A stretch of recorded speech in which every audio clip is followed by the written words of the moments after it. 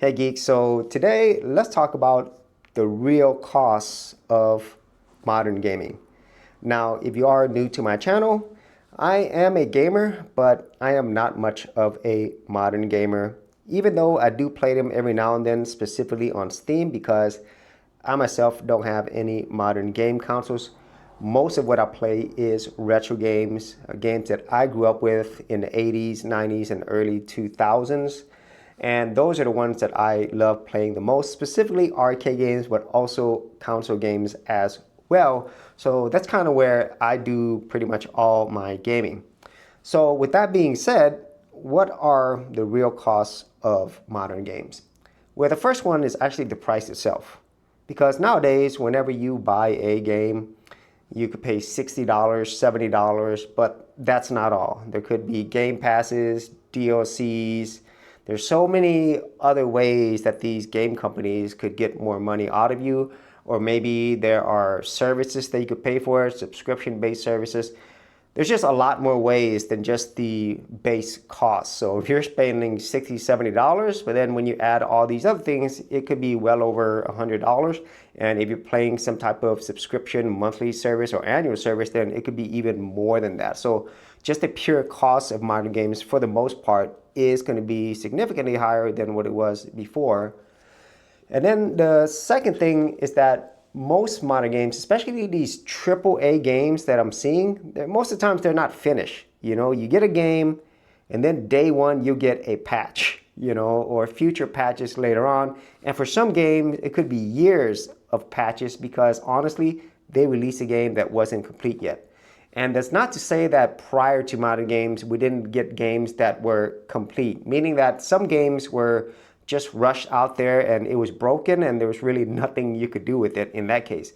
But for the vast majority of older games, they were complete and done. The quality is just subjective and sometimes objective, but for the most part, back then you did get a complete game. Whereas nowadays, it's not like that and people have just got adjusted to it, you know, that this is the norm for modern gaming. And then another thing with modern gaming, and I think a lot of people realize this now, is that there's not a lot of physical games being released nowadays. And even if there are physical, they normally require some type of download. You know, you're going to have to eventually connect to an internet service just for what I mentioned earlier. Either the game isn't fully complete or there's some additional things that you will need to download. And that's becoming more and more normal. And also, whenever I go into a store, sometimes I'll see the game covers or just a piece of plastic that has a game and a QR code, but the game is not there. Or if you buy it, you get a case for it, but when you open it up, it is a QR code to actually download the game. And so that is a pretty big thing for me because back then, you know, whenever you had a physical game, which is all you had, that was it. You don't have to log in to connect with some service or be, you know, talking back to a server somewhere just to make sure that your game is valid. Even though back then, especially PC games, they did have like codes that you would have to put in to actually play your game. But once you do that, you're good to go. But bottom line, the overall ownership of games is vastly different for modern games, even if you have a physical copy. And at least for me, that is a very, very big thing. Just truly owning the games that you have without having to worry about these game companies coming and taking your game or basically limiting your access to it. And then the final thing I would say with modern games that is a cost is the cost of your privacy. That's something that I don't think a lot of people think about because with a lot of these services, you're going to be online.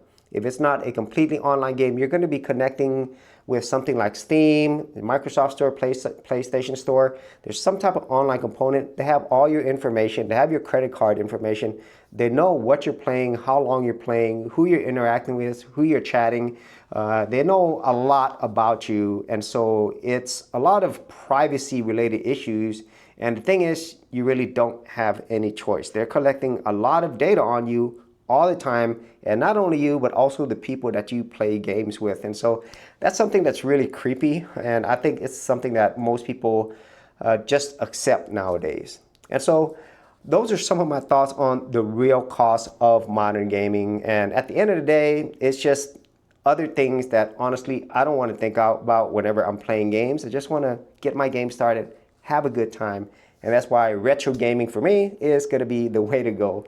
If you actually had any thoughts on this, be sure to leave in the comments area below, and I'll see you on another episode. Hey geeks, if you are a brand new creator and you simply want something easy to get you started, well, I got something for you with my Creator Starter Kit. This is a super simple step-by-step guide that's going to take you from having no channel to developing your very first YouTube channel, along with ideas, thumbnail designs, and other creator tips, including marketing. And the best part is, all of this is free. Simply head over to the link below, check out my page, and get started creating.